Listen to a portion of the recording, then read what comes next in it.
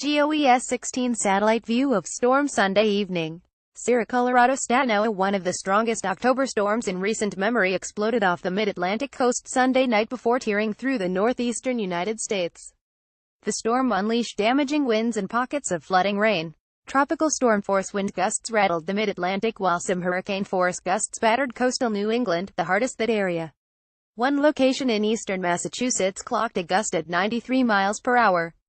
More than 1.3 million customers lost power, mostly in New England, the most since Hurricane Sandy 5 years ago.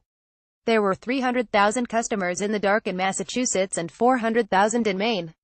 The 400,000 power failures in Maine, where winds gusted to 70 miles per hour in spots, represents almost a third of its population and surpasses the number during its Great Ice Storm in 1998.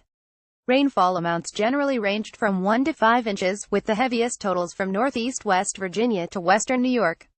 Rainfall totals from coastal storm October 29 and 30. National Weather Service: a remarkable amount of territory received at least an inch of rain, including the entirety of Maryland, Delaware, New Jersey, Connecticut, Rhode Island, Massachusetts and New Hampshire, and almost all of Pennsylvania, New York and Vermont. The storm drew a tremendous stream of moisture into the region, sourced from the Caribbean, and including the remnants of Tropical Storm Philippe. Wind and rain around Washington, D.C., and Baltimore. Peak winds reached 40 to 50 miles per hour around Washington and Baltimore on Sunday night. The top gust at Reagan National Airport and Baltimore's Inner Harbor was 47 miles per hour. Some downed trees and widely scattered power failures were reported. Rainfall totals in the region were mostly between 1 and 2 inches, with the highest totals in the mountainous areas to the northwest, where about 2 to 5 inch amounts were posted.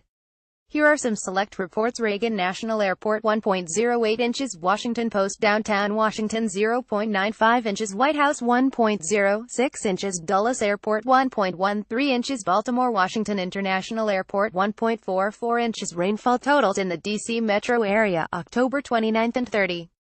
National Weather Service: the rain was beneficial, as most locations had received very little this autumn. Wind and rain in the northeast, peak wind gusts in southern New England.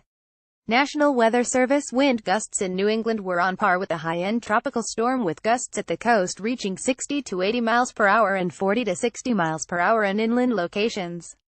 The winds and resulting power failures closed schools in Connecticut, Rhode Island, Massachusetts, New Hampshire, Maine and Vermont. List of peak gusts in New York, Connecticut, New Jersey, Massachusetts, Rhode Island, Maine, New Hampshire. Wind, by far, caused the most problems, but heavy rain did result in areas of flooding. High water closed roads in the Boston area and made travel difficult around New York City, as well. Here are some select rainfall totals from around the Northeast. State College, PA, 3.45 inches. Wettest two-day period in October since 1893. New York Central Park 3.16 inches. Danbury, Connecticut 4.33 inches. North Providence, Rhode Island 3.07 inches. Lexington, Mass 3.18 inches. Worcester, Massachusetts 3.30 inches. Manchester, New Hampshire 2.25 inches. Portland, Maine 1.75 inches. Because tides were low because of the moon phase, coastal flooding was not a serious issue, although a storm surge of nearly 5 feet came into New York City. The city averted flooding issues only because this surge coincided with low tide.